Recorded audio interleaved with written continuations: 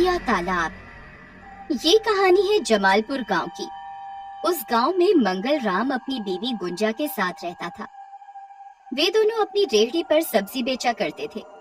एक बार उन्हें घर लौटने में काफी देर हो गई थी। गुंजा, ना चाहते हुए भी आज बहुत देर हो गई।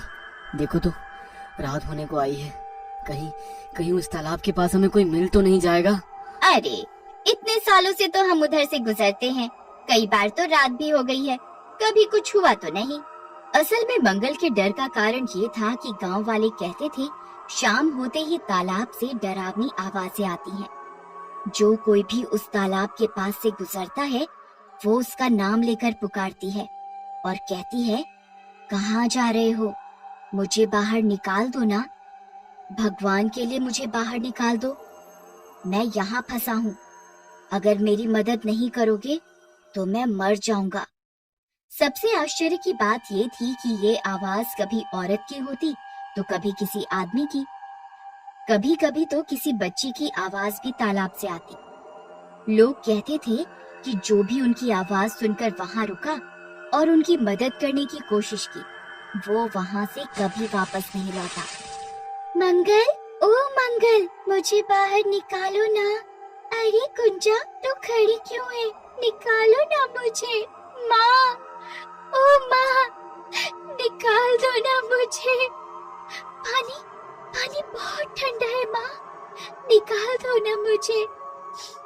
देखो ना, मैं यहाँ फंस गई हूँ, मुझे नहीं निकाला तो ठंड से मेरी जान चली जाएगी। सुनते हैं जी, ये कैसी आवाज है? मुझे तो बहुत डर भी लग रहा है और दया भी आ रही है। कहीं कहीं इस तालाब में कोई बच्ची डूब तो नहीं रही, और वो मुझे नाम से कैसे पुकार रही है।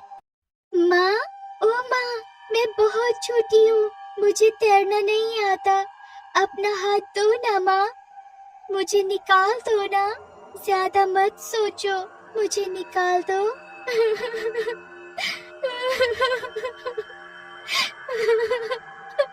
ये बोलते बोलते बच्ची रोने लगती है।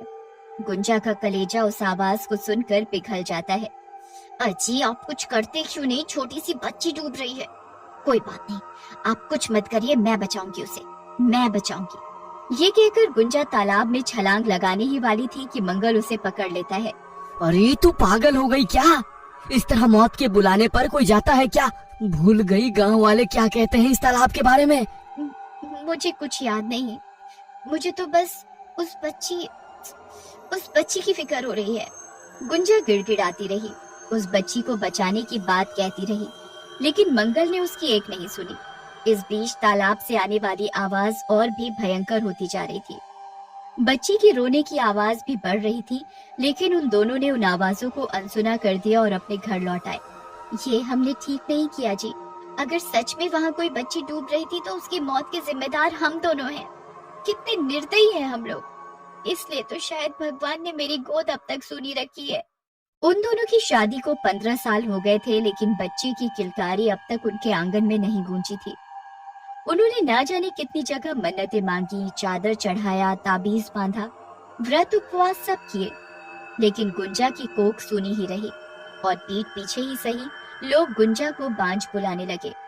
लेकिन गुंजा की हमेशा से यही चाहत रही कि कोई उसे भी माँ कहकर बुलाए। उस रात गुंजा को नींद नहीं आ रही थी। उसे पूरी रात ऐसा लगा कि कोई बच्ची उनके छत पर खेल रही है। वो छत के एक कोने से दूसरे कोने तक भाग रही है। उसकी पायल की आवाज पूरे छत पर गूंज रही थी।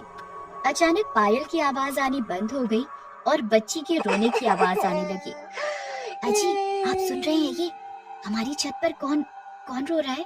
ये तू क्या कह रही है गुंजा? मुझे तो कोई आवाज ही नहीं आ रही। आपको क्या हो गया है? मैं उसकी आवाज बिल्कुल साफ सुन सकती हूँ। मंगल ने गुंजा को बहुत समझाया कि कोई आवाज नहीं आ रही है। उसने गुंजा को सोने के लिए कहा, लेकिन कुछ चीजें अनसुना या अनदेखा करने से आपका पीछा नहीं छोड़ती। उस रात के बाद से हर दिन उन्हें छत पर बच्ची के भागने की आवाज आती। कभी पूरी रात पायलों की छन छन की आवाज आती, तो कभी किसी के सिसकने की। कभी तो ऐसा होता कि रसोई का सारा दूध कोई पी जाता, तो कभी उनके खाने के पहले कोई उनका खाना खा जाता। कभी गुंजा को ऐसा लगता कि एक बच्ची मंगल के कंधे पर बैठी है और हंस रही है। ये कौन बच्ची बैठी है आपके कंधों पर? ये मुझे देखकर हंस क्यों रही है? अब ये सारी बातें मंगल भी महसूस करने लगा था। उसे भी गुंजा के कांधे पर कोई रोती हुई बच्ची बैठी दिखाई देती। वे बहुत डर गए थे। डर के मारे वे रात को अपने घर में भी नहीं जाना चाहते थे। एक दिन रात को जब इसी तरह छत पर बच्ची के भागने की आवाज आई तो अजी 1 महीने हो गए उस घटना को, जब हम उस रोती बच्ची की आवाज अनसुनी कर उसे छोड़ आए थे। उस दिन से ही हमारे घर में डरावनी चीजें हो रही हैं। जरूर किसी भूत या प्रेत का साया हमारे घर पर पड़ गया है। हर रात को छत पर पता नहीं कौन भागते रहता है। शायद कोई बच्ची है। मैंने पायल की आवाज सुनी है।